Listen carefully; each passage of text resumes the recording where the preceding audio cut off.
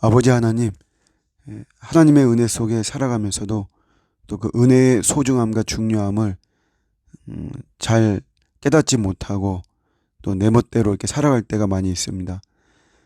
주의 은혜로 살아가면 다시 한번 또 깨닫게 도와주시고 정죄하거나 또 비난하거나 판단하는 그러한 모습이 아니고 그리스도의 사랑으로 품고 또 함께하고 동력하는 이런 모습으로 살아가는 오늘 하루가 되게 하여 주시옵소서. 감사드리고 예수님의 이름으로 기도드립니다. 아멘. 오늘 주시는 말씀은 로마서 9장 1절 2절입니다. 내가 그리스도 안에서 참말을 하고 거짓말을 아니하노라.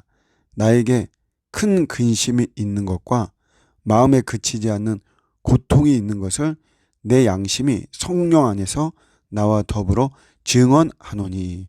아멘.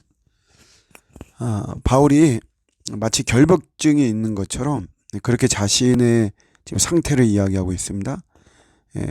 큰 근심이 있다. 또 그치지 않는 고통이 있다. 이게 그냥 하는 말이 아니고 자기 양심이 증언한다 이거예요. 특별히 성령 안에서 이렇게 증언을 한다. 그러니까 한마디로 말하면 내가 쇼가 아니다. 그런 말이죠. 정말 바울은 정말 그 아주 큰 근심 또 그치지 않는 어떤 고통 이런 것 때문에 심적으로 매우 괴로워하는 거죠. 그게 뭐냐면 민족의 구원이에요. 유대 민족의 구원.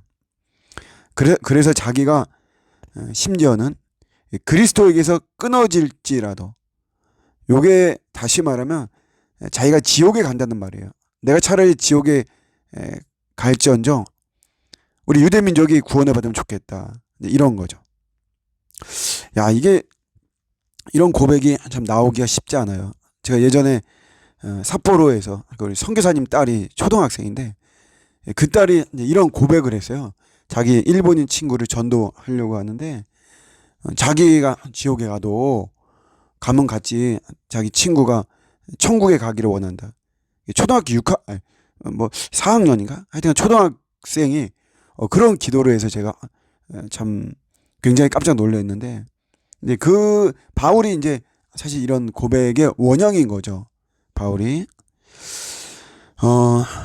이제 이런 거 왜 그러냐면은 온갖 축복에도 불구하고 유대 민족이 하나님의 구원에서는 멀어져 있기 때문에 그렇습니다. 온갖 축복이 뭐냐면 그게 3절부터 사실 잘 나와 있어요. 4절에 나와 있지만 하나님의 양자됨, 자녀가 됐다는 거죠. 영광, 언약, 율법을 받았죠. 유대 민족이 받았잖아요. 예배가 있죠. 하나님의 언약이 있습니다. 조상들이 그들의 것이죠. 아브라함, 이삭, 야곱, 요셉, 모세 다 어느 민족입니까? 유대 민족이에요. 다 이런 거죠. 또 그리스도가 육신적으로는 유대 민족에서 나왔죠. 그러니까 유대 민족이 하나님으로부터 받은 이 참 축복은 어마어마한 것이죠. 그런데 이런 축복을 그들은 올바른 방향으로 나가지 못했다는 것이에요. 오히려 더 하나님의 구원에서 멀어져 가는. 그러니까 이걸 보면서 어떤 안타까움이 이 바울에게는 있었던 것이죠. 저는 지금 일본에 와 있는데요. 단기 선교 중이고 이제 공식적인 일정은 다 끝이 났고 내일 들어가는데 오늘은 동경으로 왔어요. 제가 2005년도에 왔었고 이제 거의 뭐 한 이제 20년 뭐 이렇게 18년인데 약 20년 만에 왔는데 와서 제가 느낀 거는 야, 대한민국이 정말 잘 산다라고 하는 것을 더 확실히 느끼게 됐습니다. 물론 뭐 필리핀이나 뭐 태국이나 베트남 이런 데 가면 말할 것도 없는데 지금 일본에서 이런 걸 느끼는 거예요. 일본에서 여러 가지 뭐 시스템이나 구조나 이런 것도 우리 한국이 정말 앞서고 있죠. 2005년도에 왔을 때는 사실 일본이 더 선진국이었죠. 근데 지금은 그렇지 않습니다. 지금은 여러 면에서 우리 한국이 굉장히 잘 살고 있는 이런 모습을 보고 있어요. 전 세계가 우리 한국하고 스코틀랜드를 주목하고 있습니다. 이유는 뭐냐면 식민 지배를 받았는데 그렇게 식민했던 그 다스렸던 나라를 뛰어넘은 나라가 전 세계에서 우리 한국과 스코틀랜드라는 거죠. 한국은 일본을 뛰어넘었고 또 스코틀랜드는 영국을 뛰어넘었고, 그러니까 그만큼 이 엄청난 축복을 받았어요. 그러면 이 축복은 어디로 가야 되느냐? 이게 사명으로 가야죠. 우리 한국이 이렇게 잘생기게 된 것은 우리 한국 민족의 어떤 근면성이나 또 어떤 강력한 지도자의 카리스마, 그에 따른 뭐 새마을 운동, 이런 것이 아니고 전적인 하나님의 은혜입니다. 그냥 근면하고 우리가 어떤 뭐 새마을 운동이 있었고 이런 건 다 표면적인 것이고, 그런 거에 아무리 뛰어난다고 해도 여러분 하나님께서 은혜를 베푸시지 않으면 그렇게 될 수가 없는 거죠.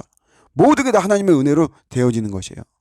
결론적으로 우리가 축복을 받고 하나님의 은혜가 임하고, 이거는 어디에 사용되어야 됩니까? 어떻게 활용이 되어야 됩니까? 이건 내 자신의 어떤 안정과 안위와 내 배부름과 내 기쁨과 내 쾌락만을 위해서, 내 자식과 내 가족만을 위해서 사용되어서는 절대로 안 되는 것이에요. 이게 여러분 우리가 정말 선교하는 데 쓰라고 하나님이 우리를 이렇게 축복해 주신 줄로 믿습니다.